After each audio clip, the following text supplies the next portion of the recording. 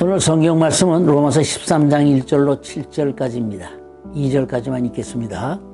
각 사람은 위에 있는 권세들에게 굴복하라. 권세는 하나님께로 나지 않음이 없나니 모든 권세는 다 하나님의 정하신 바라. 그러므로 권세를 거스리는 자는 하나님의 명을 거스림이니 거스리는 자들은 심판을 자취하리라. 이 시간에는 위에 있는 권위에 굴복하라, 이 제목으로 말씀을 드리겠습니다. 보이지 않는 법이 사회의 기강과 틀을 유지해 주듯이 세상도 말씀으로 만물을 창조하신 하나님의 말씀의 법에 의해 온 우주 만물이 유지되어지고 있는 것입니다. 우리 믿음의 근본은 하나님의 말씀으로 모든 것을 창조하심을 아는 것이요, 그리고 그 말씀으로 지금도 만물을 붙들어 관리하고 계신다는 것입니다. 곧 그의 말씀이 권위요 모든 피조세계의 법칙을 변치 않게 하시는 능력입니다.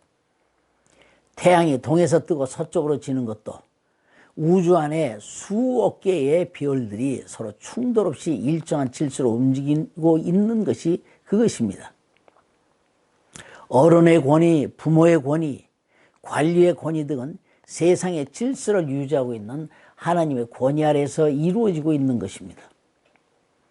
그러므로 어떤 질서의 정상에는 반드시 하나님의 권위가 계신 바, 질서에 대한 도전은 곧 하나님의 권위에 대한 도전이요, 이는 심판을 자취하는 것입니다. 사탄이 뭡니까?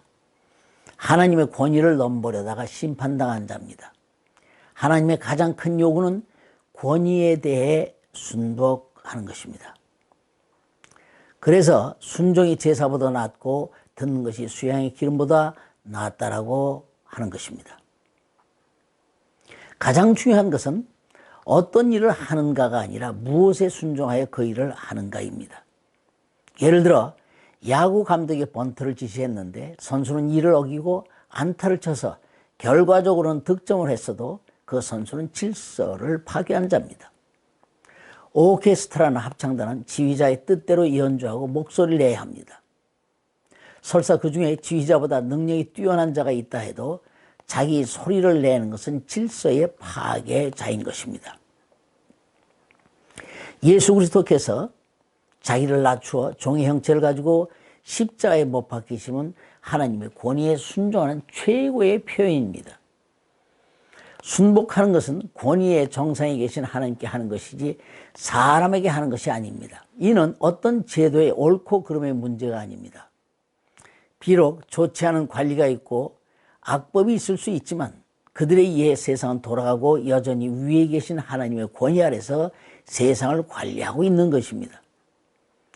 하나님은 세상에 범죄했지만 세상을 포기하신 것이 아니고 여전히 세상에 권위를 세우시고 그 권위로 세상을 통치하고 계십니다. 바벨론의 느부갓네살 왕, 바사의 고레스 왕, 빌라도나 헤롯도 하나님이 세우신 권위입니다. 유다가 바벨론에 포로되어 잡혀갔습니다. 이는 유다가 하나님께 순종하지 않을 때 그 징계로 하나님께서 그렇게 조치하신 것입니다. 그래서 하나님은 느부갓네살을 가리켜 내 종이라 하신 것이요, 참 선지자 에레미야는 이스라엘에게 바벨론에 정하지 말고 항복하라 했고 거기서 바벨론 왕의 멍에를 메고 그를 섬겨야 살 수 있다라고 했습니다. 그런데 거짓 선지자는 오히려 그들에게 저항하라고 했습니다.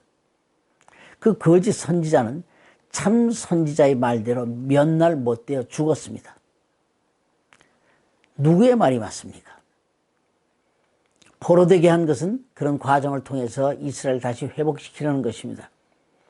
그 결과 다음 바사의 왕 고레스를 감동시켜 예루살렘의 성전을 건축하도록 하셨고 그들을 통한 하나님의 경륜은 여전히 이루어 가셨습니다. 역대하 36장 말씀이 있습니다.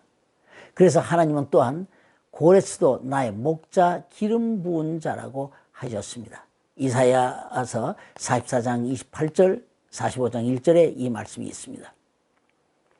세상에 이유 없이 되어진 것이 없고 모든 권세는 하나님의 경륜을 이루기 위해 다스리시는 하나님의 섭리로 나타나는 것입니다. 하나님의 경륜은 누구에 의해 바꿔지지 않습니다. 예수님이 세상에 오시고 죽으시고 부활하시고 승천하시고 재림하시는 것은 이미 하나님이 정하신 경륜입니다. 그러나 이스라엘이 아수르나 바벨론에 의해 잡혀가는 것은 하나님의 섭리입니다. 이는 만세전에 정해진 것이 아닙니다. 이스라엘이 하나님의 뜻대로 순종했던들 그렇게 되지는 않습니다. 순종하지 않게 이들을 징계해서라도 하나님의 경륜의 길로 돌아서기 위해 조치하시는 것이 하나님의 섭리입니다. 그 섭리 가운데 이스라엘이 로마의 속국이 된 것입니다. 그래서 예수님도 가이사의 것은 가이사에게 바치라고 하셨고, 사도 바울도 권세 있는 사람은 하나님이 정한 것이니 세금도 바치고 존경할 자를 존경하라 하였고, 종된 자에게는 내 주인에게 순복하라 한 것입니다. 세상의 권위, 가정의 권위, 교회의 권위에 순종해야 합니다. 베드로전서 2장 13절 14절에 보면 인간이 세운 모든 제도를 주를 위해 순복하되 위에 있는 왕이나 그가 보는 방백에게 하라 했습니다. 이런 권위에 도전한 사람들의 결과를 보십시오. 함이 그 아비 노아가 술에 취해 벌거벗고 누웠을 때 이를 다른 형제들에게 퍼뜨렸습니다. 이것은 아비의 권위에 도전한 것입니다. 그 결과 그와 그 후손이 가나안의 종이 되었습니다. 노아가 그리 하라 한 것은 그가 잘못이지만 이는 혼자서 조용히 수습하고 아비의 권위를 세워주었어야 했습니다. 모세가 이방인 구수 여인을 취한 것은 잘못일 수도 있습니다. 그런데 이것을 아론과 미리암이 하나님의 너와만 말씀하시더니 하면서 비방했습니다. 누나로서 말을 할 수는 있어도 하나님의 모세에게 두신 권위를 건드렸습니다. 그 결과 문둥병이 걸려 쫓겨난 바 있습니다. 또한 레위지파 몇몇이 당을 지어서 우리가 언제까지 모세의 지시를 받아야 하느냐면서 불평불만하다가 그들과 그 가족들이 서 있는 땅에 갈라져서 삼켜진 바가 되기도 했습니다. 억울하지만 이런 권위에 순종한 다윗을 하나님은 최고의 왕으로 세우셨습니다. 다윗이 사울을 죽일 수 있는 기회를 잡았음에도 내가 손을 들어서 여호와의 기름 부음을 받은 내 주를 치는 것은 여호와의 금하시는 것이다. 그러므로 사울을 해치 말라 했습니다. 그리고 사울의 겉옷만 베었습니다. 가정에서는 남편의 권위, 부모의 권위가 있습니다.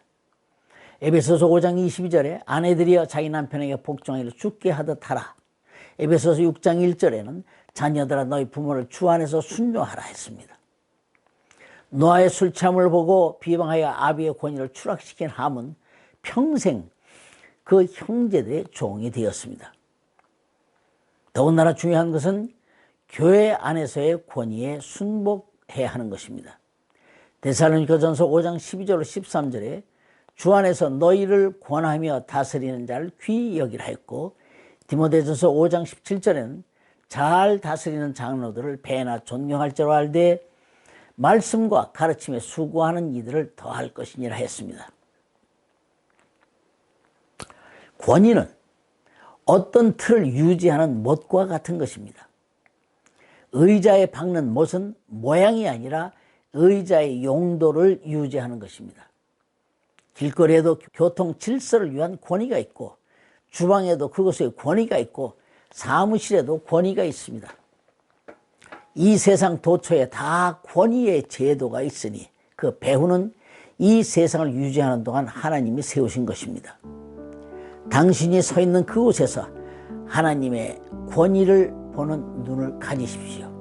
그러므로 합하여 선을 이름으로 세상의 빛과 소금이 되는 주의 명령을 우리 모두 함께 수행합시다. 아멘.